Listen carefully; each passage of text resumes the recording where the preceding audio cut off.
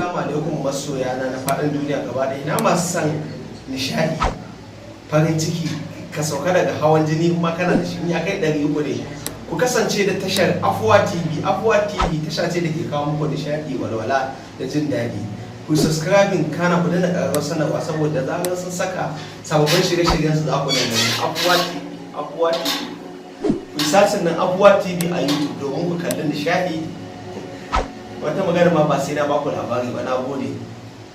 Wato a tsaye muna zuwa wallahi kawai da na ɗau adda a gefe wallahi wap na cire masa hannu.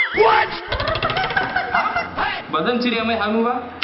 Wanda mutane ba yanzu ba kina ga sadaki a banza? Araha mata ne ka ɗiba kamar jamba a Jos. Ina kai ina zuwa gidan wani kwaddanci.